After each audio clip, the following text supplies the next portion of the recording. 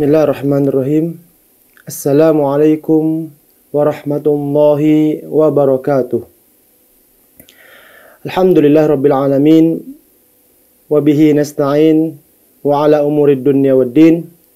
Wassalatu wassalamu ala ashrafil anbiya wal mursalin nabiyyina Muhammadin wa ala alihi wa sahbihi ajma'in, amma ba'd. Hadirin yang dimuliakan oleh Allah Subhanahu wa taala, insyaallah pada kesempatan kali ini kita akan memulai pembahasan kitab Al-Bidayah wa Nihayah, yaitu pembahasan terkait dengan tarikh Islam atau sejarah Islam. Hadirin yang dimuliakan oleh Allah Subhanahu wa taala, perlu diketahui bahwasanya mempelajari sejarah Islam sangat penting bagi kita semua. Dan dengan mempelajari sejarah Islam, kita bisa mengetahui mana yang hak dan yang mana batil. Bahkan kata para ulama, dengan mempelajari sejarah Islam bukan hanya sekedar mendapatkan teori saja, namun kita juga bisa mendulang praktek dari apa yang terjadi pada zaman dahulu. Hal ini sebagaimana yang dikatakan oleh Al-Imam An-Nawawi. Beliau mengatakan bahwasanya al-hikayat 'anil ulama wa mujalasatuhum ahabbu ilayya min katsirin minal fiqh. Li'annaha adabul qaumi wa akhlaquhum. Kata sebagian ulama, di antaranya adalah Abu Hanifah, beliau mengatakan bahwa mempelajari sejarah Islam, yaitu dengan mengetahui keteladanan kaum muslimin terdahulu, para salaf, dan duduk di majelis ilmu yang berkaitan dengan peperangan kaum muslimin, itu lebih aku sukai daripada mempelajari masalah-masalah fikih.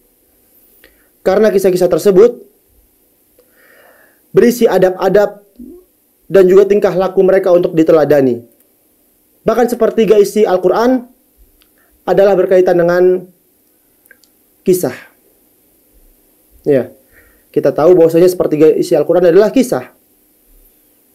Ada berkaitan dengan tauhid, sepertiga lagi berkaitan dengan akhlak, dan sepertiga lagi berkaitan dengan kisah. Maka sangat penting bagi kita untuk mempelajari sejarah Islam. Taib. Pemirsa yang dirahmati oleh Allah Subhanahu wa taala, apa itu tarikh? Mungkin sebagian kita masih merasa asing dengan istilah tarikh. Tarikh secara bahasa diambil dari kata tarikh, ya, yang artinya penanggalan. Yaitu penanggalan tentang peristiwa-peristiwa Islam. Mengetahui kapan Nabi SAW lahir, ya, kemudian kapan beliau wafat, kemudian kapan terjadinya peristiwa-peristiwa penting Islam, penaklukan-penaklukan dan sebagainya. Ini secara bahasa, artinya penanggalan. Dan kita tahu bahwasanya penanggalan Islam dimulai dari sejak hijrahnya Rasulullah SAW. Ya. Penanggalan Islam memiliki 12 bulan, atau dalam tahun Islam memiliki 12 bulan. Dimulai dari bulan Muharram sampai bulan Dzulhijjah. Dan awal mula dari penanggalan tersebut adalah dimulai dari Rasulullah SAW hijrah. Ikhwah sekalian rahimani wa rahimakumullah, adapun definisi tarikh secara istilah, tarikh adalah ilmu yang mempelajari tentang peristiwa-peristiwa yang terjadi setelah Rasulullah SAW wafat. Ya, jadi tarikh, bedanya tarikh dengan sirah. Kalau sirah adalah ilmu yang mempelajari kejadian-kejadian, peristiwa-peristiwa yang terjadi dari Nabi SAW lahir, ya, dari Nabi SAW lahir sampai Nabi SAW wafat. Adapun tarikh adalah ilmu yang mempelajari kejadian-kejadian, peristiwa-peristiwa penting ya. Dimulai sejak Nabi SAW wafat sampai selesainya kekhalifahan. Dari mulai kekhalifahan Khulafaur Rasyidin, Khalifah Bani Umayyah, Bani Abbasiyah ya, Turki Utsmani ya, sampai Turki Utsmani. Ini adalah sekelumit tentang ilmu tarikh. Dan insya Allah pada kesempatan kali ini kita akan membahas pembahasan pertama, yaitu kekhalifahan Abu Bakar As-Siddiq radhiyallahu anhu.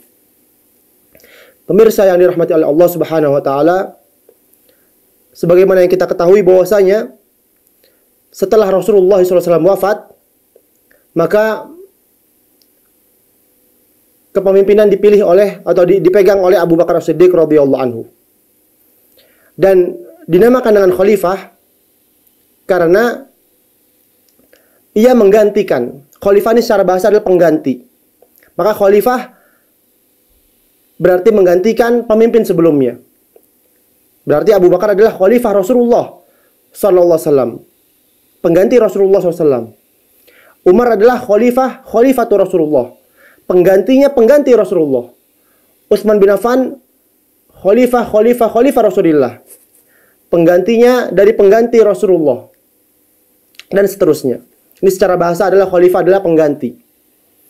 Dan dari khalifah-khalifah tersebut, ya, ini secara bahasa adalah pengganti, adapun secara istilah adalah pemimpin kaum muslimin. Maka dari berbagai macam pemimpin tersebut ada masa ya yang disebutkan oleh Rasulullah SAW. Masa tersebut akan dipimpin oleh pemimpin-pemimpin yang diberikan petunjuk. Makanya dia dikenal dengan Khulafaur Rasyidin, Al-Khulafaur Rasyidun, yaitu pemimpin-pemimpin yang diberikan atau yang lurus ya. Rasyid artinya adalah yang lurus. Al-Mahdiyin, yang diberikan petunjuk. Kata Rasulullah SAW, "Alaikum bisunnati wa sunnati Khulafaur Rasyidin Al-Mahdiyin." Hendaklah kalian berpegang teguh dengan sunnahku dan juga sunnahnya Khulafaur Rasyidin yang diberikan petunjuk. Ini menunjukkan bahwasanya ada masa-masa ya, yang di mana masa-masa tersebut dipimpin oleh para pemimpin-pemimpin yang terbaik, yang diberikan petunjuk, yang dijaga oleh Allah Subhanahu wa taala, yaitu adalah Khulafaur Rasyidin. Maka pertanyaannya adalah berapa lama waktu tersebut? Rasulullah SAW, dan ini jawabannya adalah dalam hadis Nabi SAW. Rasulullah SAW bersabda, "Khalifatun nubuwah 30 aman." Kekhalifahan Nabi ya, jadi pengganti para nabi, atau bukan pengganti para nabi, pengganti dari nabi itu sebanyak atau selama 30 tahun lamanya. Dimulai dari wafatnya beliau, yaitu tahun 11 Hijriah, sampai dengan 41 atau 40 Hijriah. Dari tahun 11 Hijriah sampai 40 Hijriah. Ini masa kekhalifahan Ar-Rasyidin. Maka ada perbedaan pendapat. Ada yang mengatakan 4 orang ya. Dari 30 tahun ini yang memimpin pada masa tersebut ada 4 orang, yaitu dari Abu Bakar, kemudian Umar, kemudian Utsman, kemudian Ali. Ada yang menambahkan 1, yaitu Al-Hasan. Karena Al-Hasan sempat memimpin, menggantikan ayahnya ya, menggantikan Ali bin Abi Thalib selama 6 bulan. Maka ada yang memasukkan Al-Hasan ini sebagai Khulafaur Rasyidin. Taib ikhwas sekalian rahimani wa rahimakumullah. Kita akan membahas khalifah yang pertama ya, yang menggantikan Rasulullah SAW setelah beliau wafat. Itu adalah Abu Bakar As-Siddiq radhiyallahu anhu. Perlu kita ketahui bahwasanya beberapa hari sebelum Rasulullah SAW wafat, itu ketika beliau sedang sakit parah, maka Rasulullah SAW berpesan kepada atau meminta kepada Aisyah, muru Abu Bakrin ayyusalliya bin nas. Wahai Aisyah,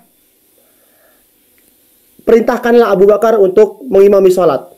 Ini isyarat tegas bahwasanya yang berhak menjadi pemimpin setelah wafatnya Nabi SAW adalah Abu Bakar. Karena yang diperintahkan oleh Nabi SAW untuk mengimami salat adalah Abu Bakar. Jadi Nabi SAW berkata kepada Aisyah, ya, wahai Aisyah, muru Abu Bakrin ayyusalliya bin nas. Perintahkanlah Abu Bakar untuk mengimami salat.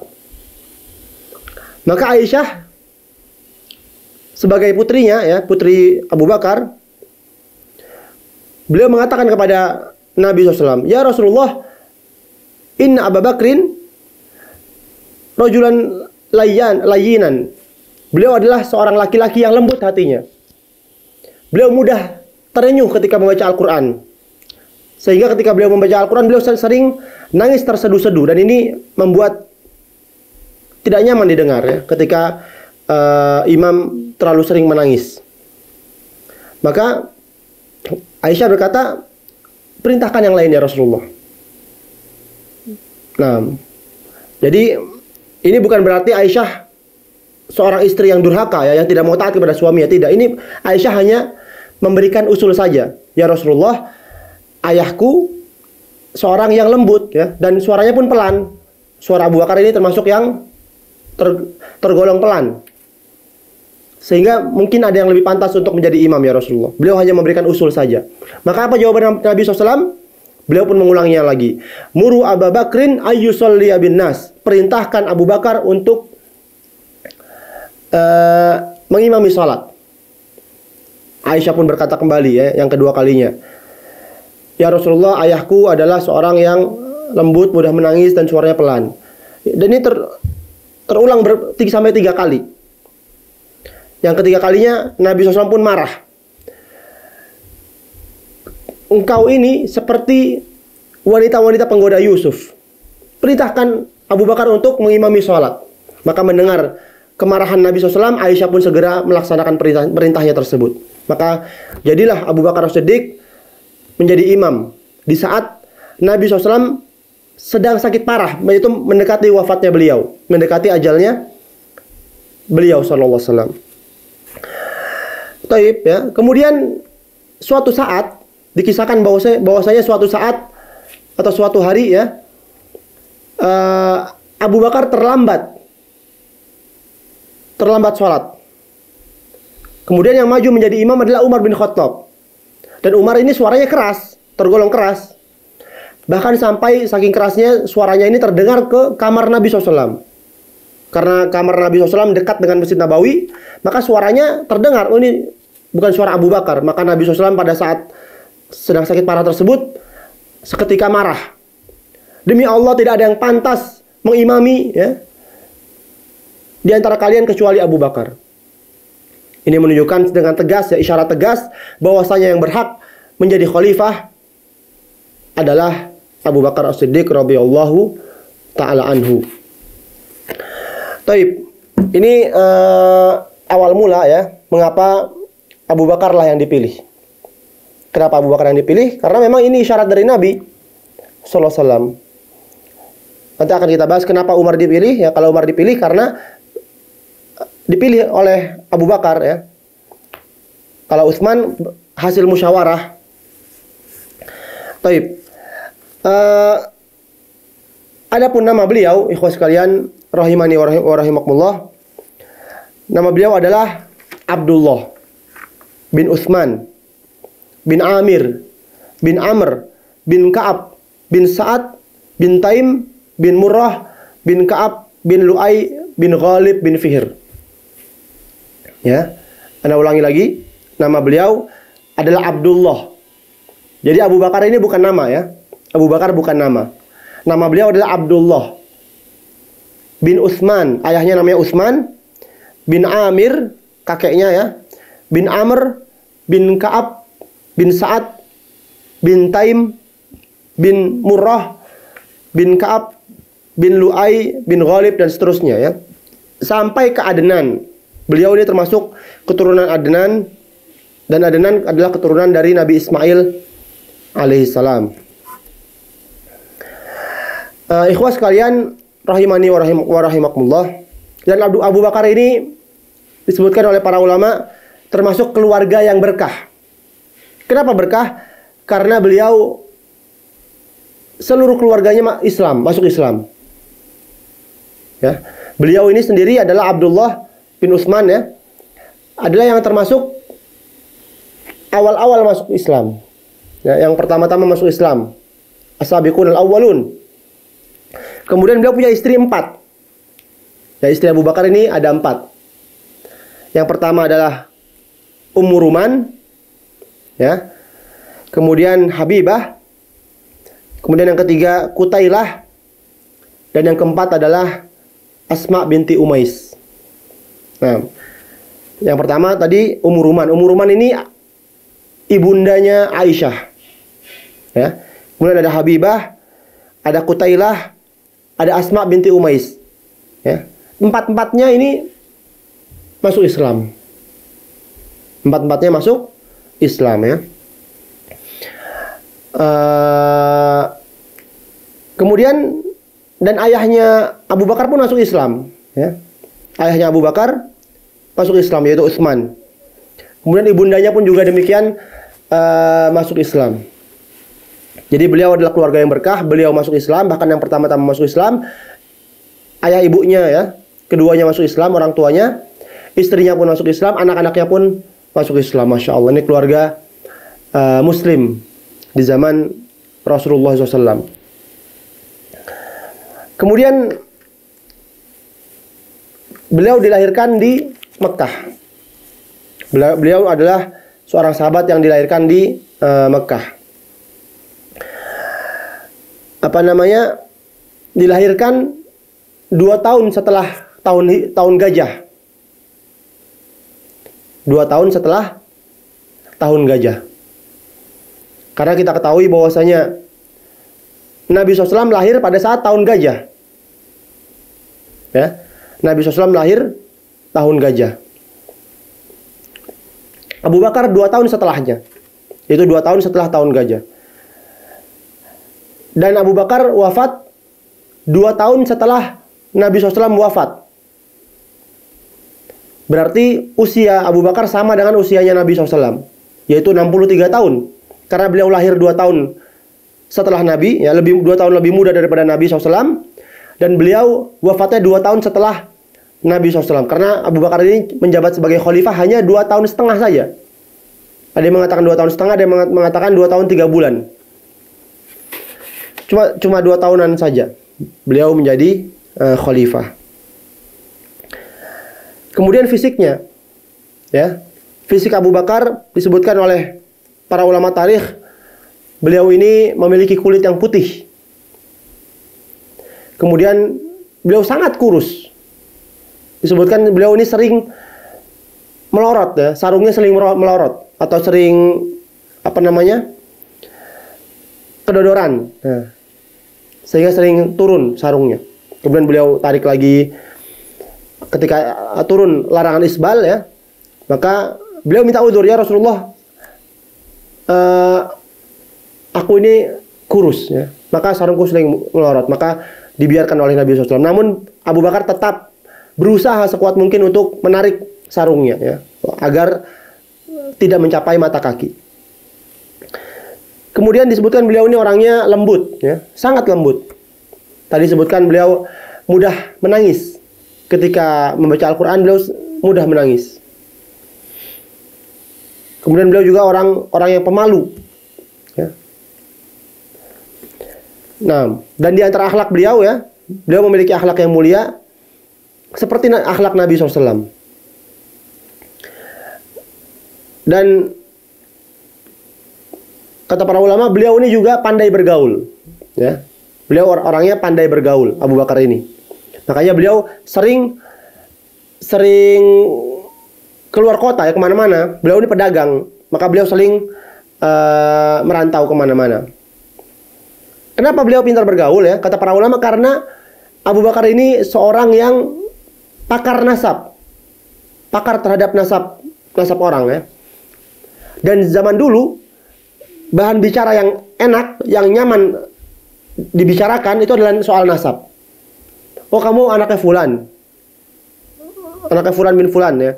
Oh, kamu ponakannya Fulan bin Fulan. Sehingga jadi nyambung gitu ya. Karena dia mengerti nasab, maka dia bicara sama orang-orang pun dia menjadi nyambung. Nah, ya. Kemudian ikhwas sekalian rahimani wa rahimakumullah, di antara keistimewaan ini kita akan bagi menjadi dua ya. Keistimewaan Abu Bakar As-Siddiq radhiyallahu anhu, beliau memiliki keistimewaan secara umum dan keistimewaan secara khusus. Nah, keistimewaan secara umum dan keistimewaan secara khusus. Adapun keistimewaan secara, maka beliau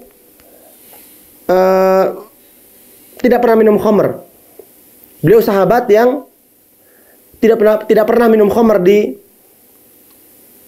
zaman jahiliyah. Padahal zaman tersebut minum khamr adalah hal yang wajar. Minum khamr adalah sesuatu yang sangat wajar sekali.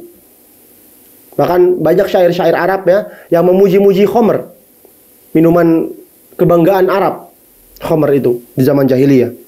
Namun beliau tidak pernah minum khamr. Kemudian setelah itu beliau tidak pernah berzina. Di zaman jahiliyah beliau pun tidak pernah berzina. Dan beliau juga tidak pernah menyembah berhala. Beliau tidak pernah menyembah berhala. Ini keistimewaan Abu Bakar As-Siddiq ya. Kemudian beliau juga termasuk 10 orang yang dijamin masuk surga ya. Ini keutamaan umum. Jadi yaitu keutamaan yang mungkin ada pada sahabat-sahabat yang lain. Sebuah keutamaan yang mungkin ada pada sahabat yang lain. Kemudian di antara keutamaan beliau yang umum ya, beliau selalu mengikuti peperangan bersama Rasulullah SAW. Dan masih banyak lagi ya. Kalau kita berbicara tentang keutamaan Abu Bakar, sangat banyak sekali dan tidak akan mungkin bisa disampaikan dalam satu pertemuan ini ya. Bahkan ada yang membuat buku khusus tentang keutamaan Abu Bakar, keutamaan Umar dalam satu buku. Ini menunjukkan banyaknya keutamaan para sahabat, yaitu khususnya adalah Khulafaur Rasyidin. Nah, sekarang yang akan kita bahas pada saat ini ya adalah keutamaan khusus, yaitu keutamaan yang tidak dimiliki kecuali Abu Bakar saja. Keutamaan yang tidak dimiliki orang lain kecuali Abu Bakar saja. Apa saja itu ya? Yang pertama adalah kata para ulama, Abu Bakar ini satu-satunya sahabat yang menemani Nabi SAW hijrah. Ya. Nabi SAW satu-satunya sahabat yang menemani Nabi SAW hijrah. Jadi perlu diketahui ya, hadirin sekalian rahimani wa rahimakumullah, hijrah ke kota Madinah itu tidak langsung rame-rame, tidak. Ya, tidak langsung rame-rame. Namun hijrahnya Nabi SAW di awal mulanya hanya cuma berdua saja, yaitu Nabi SAW dan juga Abu Bakar. Yang menemani Nabi adalah Abu Bakar. Ini tidak dimiliki, ini keutamaan yang tidak dimiliki oleh sahabat yang lainnya. Mungkin kisahnya sedikit kita bacakan ya, yaitu kisahnya pada saat orang-orang musyrikin Quraisy, mereka tekadnya sudah fix nih untuk membunuh Nabi SAW. Maka orang-orang musyrikin Quraisy membuat sayembara. Ya, membuat sayembara. Barang siapa yang bisa membunuh Muhammad, maka dia akan mendapatkan 100 ekor unta. Dia akan mendapatkan 100 ekor unta. Zaman dulu banyak ya. Maka berlomba-lombalah mereka semuanya, orang-orang musyrikin Quraisy, untuk mendapatkan Nabi SAW. Ada yang mencari ke padang pasir, ada yang mencari ke bukit-bukit mungkin ya. Ada yang bahkan ada yang mencari ke gua-gua ya. Zaman dulu banyak gua-gua ya. Dan di antara tempat yang berhasil disisir oleh musyrikin Quraisy adalah gua ini, gua Sur. Karena pada saat itu Nabi SAW dan Abu Hurairah dan Abu Bakar keduanya bersembunyi di sebuah gua yang bernama Gua Sur. Bernama apa? Gua Sur. Beliau berdua pun bersembunyi di dalamnya. Sampai turunlah surat At-Taubah ya. Firman Allah di surat At-Taubah, "Idz qala li sahibihi la tahzan innallaha ma'ana." Ketika Nabi SAW berkata kepada sahabatnya di sini adalah Abu Bakar, "La tahzan innallaha ma'ana." Jangan kau bersedih, sesungguhnya Allah bersama kami. Kenapa bisa demikian ya? Karena pada saat itu orang-orang musyrikin Quraisy berhasil masuk ke dalam goa ya. Dan goa ya, zaman dulu Gua Sur ini bentuknya adalah di gunung, di puncak bukit ya. Ada sebuah bukit, kemudian lubang goanya ini masuk ke bawah. Lubang goanya masuk ke bawah. Dan orang-orang musyrikin mereka berhasil menaiki bukit. Tinggal turun ke bawah saja maka dia berhasil masuk ke dalam lubang gua tersebut. Jadi lubang goanya masuk ke bawah ya. Maka ketika Abu Bakar dan Nabi Muhammad SAW di bawah ya, melihat ke atas ada kaki-kakinya orang-orang musyrikin Quraisy yang sedang mencari Muhammad, ingin membunuhnya, maka Abu Bakar pun ketakutan. Maka inilah turun surat At-Taubah ini. Idz qala li sahibihi la tahzan innallaha ma'ana. Ketika Nabi Muhammad SAW berkata kepada sahabatnya, jangan kau bersedih, sesungguhnya Allah bersama kami, bersama kita ya. Ini keutamaan pertama. Kemudian keutamaan kedua yang menyebutkan atau yang menunjukkan keutamaan Abu Bakar secara khusus adalah Abu Bakar ini satu-satunya sahabat yang menjadi imam ya. Ketika Nabi SAW sakit, tadi sudah disebutkan ya, bahwa ketika Nabi SAW sakit hendak wafat, maka yang disuruh menjadi imam adalah Abu Bakar Siddiq. Ini keutamaan yang tidak dimiliki oleh sahabat yang lain ya. Jadi kalau tadi pertama keutamaan secara umum ya, mungkin ada sahabat-sahabat yang lain yang memiliki keutamaan seperti keutamaan Abu Bakar tersebut, seperti selalu ikut peperangan ya, seperti 10 termasuk 10 orang yang dijamin masuk surga. Ada sahabat lainnya yang memiliki keutamaan tersebut. Namun keutamaan yang khusus ini sahabat-sahabat yang lainnya tidak memiliki keutamaan ini kecuali Abu Bakar. Tadi yang pertama apa? Menemani Nabi SAW saat hijrah ya. Yang kedua menggantikan Nabi SAW menjadi imam. Yang ketiga ya, beliau satu-satunya sahabat yang ketika ditawarkan Islam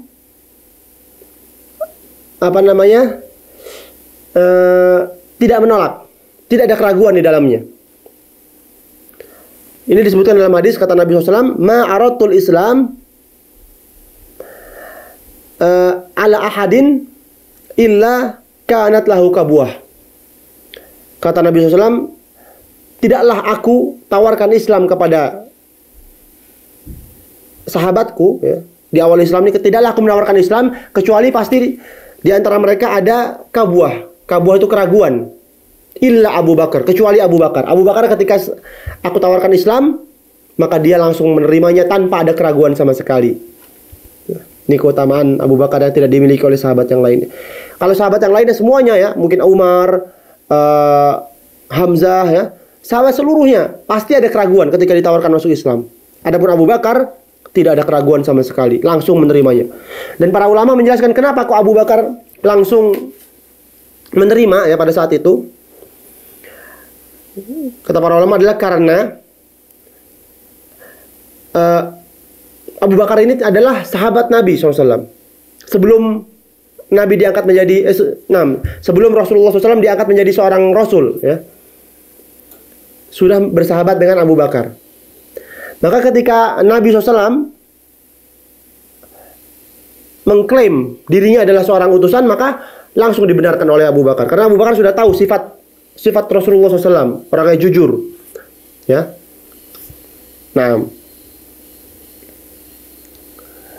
Kemudian di antara keutamaan lainnya ya, keutamaan khusus yang hanya dimiliki oleh Abu Bakar dan tidak dimiliki oleh sahabat yang lainnya, bahwasanya ketika perang Badar, ya, kita tahu perang Badar adalah perang perdana ya, yang alami atau yang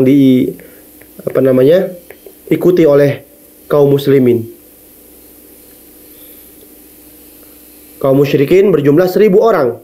Adapun orang-orang muslimin cuma 313 kurang lebih ya, atau 300 berapa belas. Ada yang mengatakan 313, ada yang mengatakan 315 ya. Yang jelas 300 belasan melawan 1.000 pasukan orang-orang musyrikin. Maka Nabi SAW pada saat perang Badar membuat arish ya. Apa itu arish? Arish itu semacam tenda. Semacam tenda ya, yang tertutup, yang dimana Nabi SAW berdoa pada saat itu di arish tersebut. Dan tidak ada satupun sahabat yang diajak masuk ke dalam arish tersebut kecuali Abu Bakar ya. Jadi hanya Abu Bakar yang diajak oleh Nabi SAW memasuki arish tersebut, kemudian berdoa. Nabi SAW berdoa bersama Abu Bakar, sementara para sahabat yang lainnya berperang, sibuk berperang. Ini menunjukkan keutamaan Abu Bakar yang tidak dimiliki oleh sahabat yang lain ya. Nah, dan ini menunjukkan doanya Abu Bakar pun mustajab ya. Jadi Rasulullah SAW dan Abu Bakar keduanya berdoa meminta kemenangan dari Allah Subhanahu wa taala, karena kita tahu kemenangan ini datangnya dari Allah Subhanahu wa taala. Kemudian ikhwas sekalian rahimani wa rahimakumullah, di antara keutamaan Abu Bakar bahwa Abu Bakar adalah sahabat pertama ya, yang laki-laki, sahabat laki-laki pertama yang menginfakkan hartanya di jalan Allah Subhanahu wa taala. Karena kita tahu ada dua sahabat yang jor-joran di dalam memberikan nafkah di dalam jalan dakwah ini. Yang pertama adalah Abu Bakar, yang kedua adalah Khadijah radhiyallahu anhuma. Ya, Abu Bakar dan Khadijah. Adapun Khadijah dari kalangan perempuan ya, beliau menginfakkan hartanya untuk agar dakwah ini bisa berjalan. Karena pada saat itu Islam baru berkembang ya, baru berkembang, butuh dengan dana. Maka yang membiayai adalah Khadijah dan juga Abu Bakar. Oleh karena ikhwas sekalian, kata Nabi SAW ini dalam hadis ya, kata Nabi SAW, ma aradtul Islam ala afan. Kata Nabi SAW, ma nafa'ani malun qat mithla ma nafa'ani malu Abu Bakar. Tidak ada harta yang lebih bermanfaat bagiku lebih daripada harta yang diberikan oleh Abu Bakar.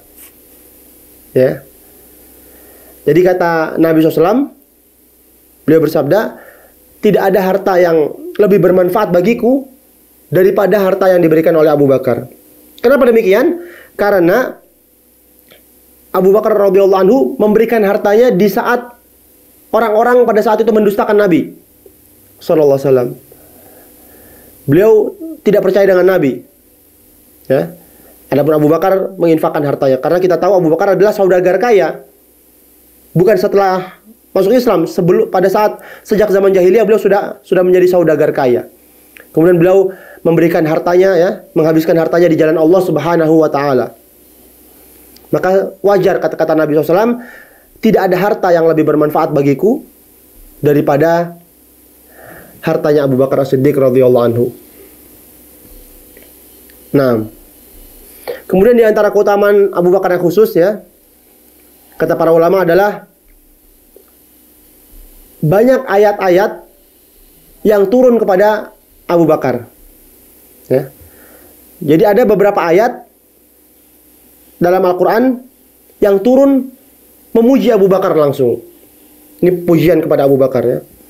Yang pertama ya, di antara adalah surat Al-Lail. Allah berfirman, wa yatajannabuhal atqa. Ya. Wa sayujannabuhal atqa alladzi yu'ti ma lahu yatazakka. Allah akan jauhkan neraka ya. dari orang-orang yang bertakwa.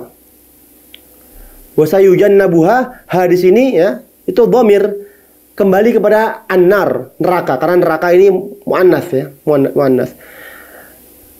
Atqa di sini kata para ulama tafsir adalah Abu Bakar. Atqa artinya bertakwa, orang yang bertakwa, dan para ulama tafsir menafsirkan itu maksudnya adalah Abu Bakar. Berarti artinya dan Allah akan jauhkan neraka dari Abu Bakar. Alladzi yu'ti malahu yatazakka.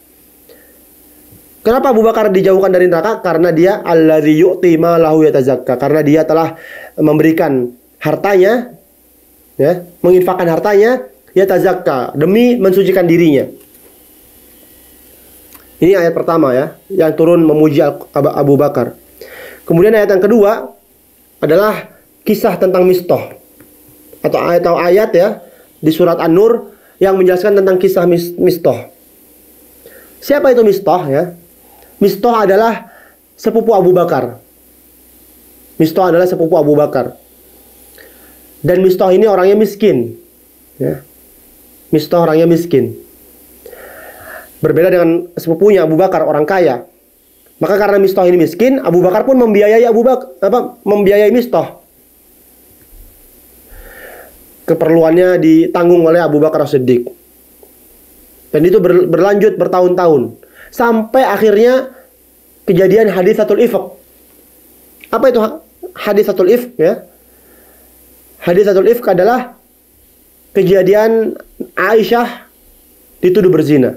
Ini hadisnya panjang ya, dalam Sahih Bukhari hadisnya panjang. Intinya secara ringkas adalah pada saat Aisyah ketinggalan rombongan, ya, ketinggalan rombongan, beliau sendirian ya. Kemudian tiba-tiba datang Sofwan bin Mu'attal, seorang sahabat, ya, kaget melihat Aisyah. Kemudian akhirnya dia pun menuntun Aisyah pulang ke kota Madinah. Tentunya dengan menjaga jarak ya. Sofwan di depan, Aisyah di belakang. Sampai akhirnya ke kota Madinah. Ketika sampai di kota Madinah, maka orang-orang munafik pun memprovokasi. Aisyah telah berzina dengan Sofwan bin Mu'attal.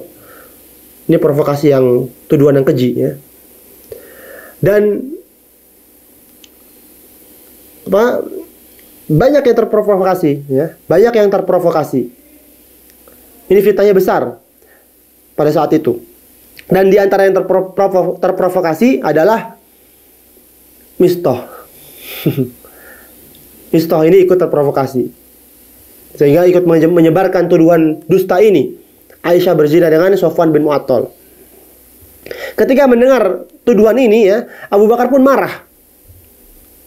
Dan ini wajar ya, marahnya wajar. Abu Bakar marah berkata, "Demi Allah, aku tidak akan lagi membiayai Mistah, sepupuku itu."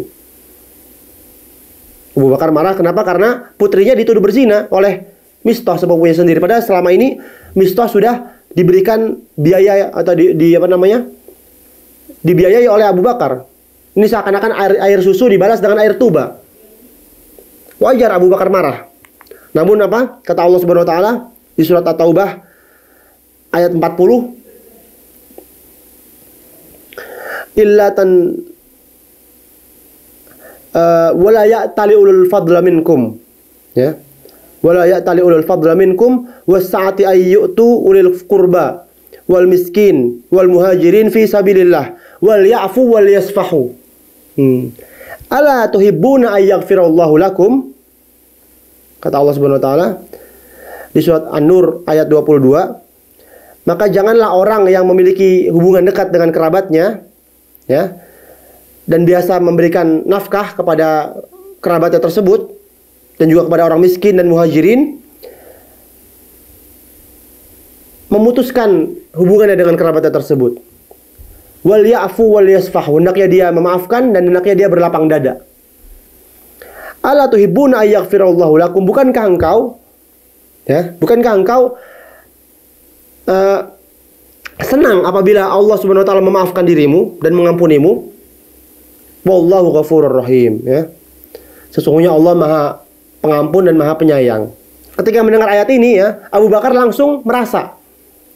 Ini menunjukkan Abu Bakar hatinya lembut ya. Ketika turun ayat ini, beliau merasa bahwasanya ayat ini turun buat dia. Dan memang benar buat beliau ya. Maka Abu Bakar pun berkata, demi Allah aku ingin diampuni oleh Allah Subhanahu wa taala. Karena Allah tadi mengatakan, "Ala tuhibbuna ayyaghfirallahu lakum?" Maafkanlah dan berlapang dadalah. Berlapang dadalah engkau. Bukankah engkau senang apabila dimaafkan oleh Allah? Maka Abu Bakar ketika mendengar ayat ini, dia mengatakan, demi Allah aku senang kalau diampuni oleh Allah. Maka kalau begitu aku ampuni atau aku maafkan Mistah ini. Akhirnya pun Mistah pun dimaafkan dan beliau pun kembali kembali membiayai Mistah ya. Nah, kemudian ayat yang lainnya ya, yang tadi sudah disebutkan terkait ketika Abu Bakar menemani Nabi SAW hijrah ke kota Madinah, beliau bersembunyi di Gua Thur, kemudian Allah berkata, illa tansuruhu faqad nasarahullah. Kalau tidak ada yang menolongmu, wahai Muhammad dan Abu Bakar, maka Allah telah menolong kalian. Allah telah menolong kalian pada saat kapan? Pada saat orang-orang musyrikin berusaha mencari-cari Nabi Muhammad SAW ya, sudah berada di atasnya, namun Allah tutupi pandangan mereka. Allah tutupi pandangan mereka sehingga mereka tidak melihat Rasulullah SAW yang berada di bawahnya. Ya, ini pertolongan Allah kepada Nabi Muhammad SAW dan juga Abu Bakar. Nah, ini keistimewaan Abu Bakar yang khusus ya, yang tidak dimiliki oleh sahabat yang lainnya.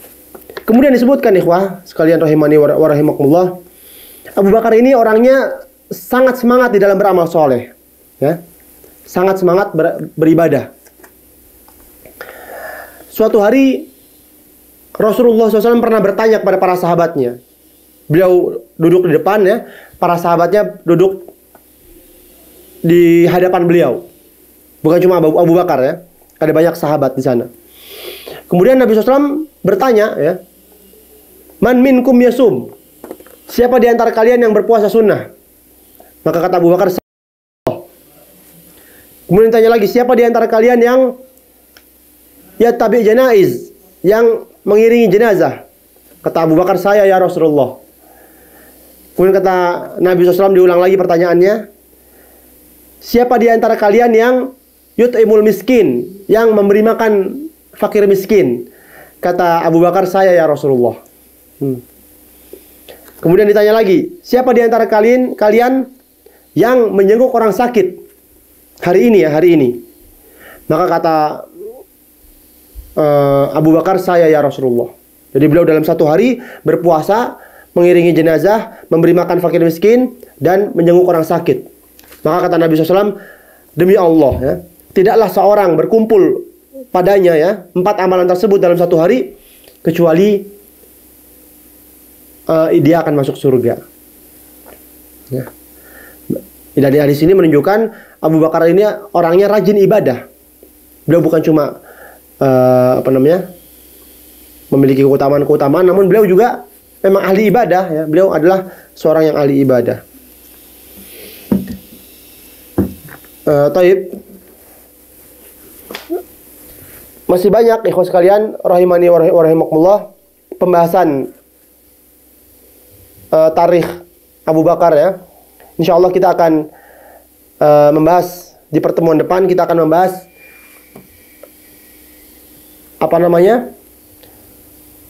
perbuatan-perbuatan ya, atau mauqif beliau, sikap-sikap beliau pada saat menjadi khalifah ya. Kejadian-kejadian penting yang dilakukan oleh Abu Bakar di masa kekhalifahan beliau, insyaallah akan kita bahas pada pertemuan depan. Itu tentang diutusnya pasukan Usamah bin Zaid, kemudian memerangi orang-orang murtad pada saat perang Riddah ya. Kemudian penaklukan Irak dan penaklukan Mesir, ini masih panjang. Ini baru Abu Bakar saja masih panjang, apalagi belum lagi nanti Khalifah Umar ya, Khalifah Utsman, Khalifah Ali ya. Insyaallah akan berlanjut pembahasan tentang tarikh Islami ini. Wallahu a'lam bishawab. Mungkin ini saja yang bisa disampaikan. Kita cukupkan pembahasan hari ini. Mudah-mudahan yang sedikit ini bisa bermanfaat dan bisa bisa kita teladani, karena sebagaimana perkataan Abu Hanifah tadi, demi Allah, mempelajari sejarah Islam ini lebih aku cintai daripada mempelajari fikih. Kita tahu Abu Hanifah seorang fuqaha, ahli fikih. Namun beliau mengatakan mempelajari sejarah Islam lebih aku cintai daripada mempelajari fikih. Kenapa? Karena mempelajari fikih hanya teori saja, ya, pengetahuan saja. Adapun sejarah Islam bisa kita tiru, bisa kita contoh. Disinilah sensasinya, ya. Kita bisa meniru dari para kaum muslimin terdahulu, ya, yang soleh, para salafus soleh. Wallahu a'lam bishawab. Mungkin ini saja yang bisa disampaikan. Subhanakallahumma wabihamdik, asyhadu an la ilaha illa anta, astaghfiruka wa atubu ilaik. Wassalamualaikum warahmatullahi wabarakatuh.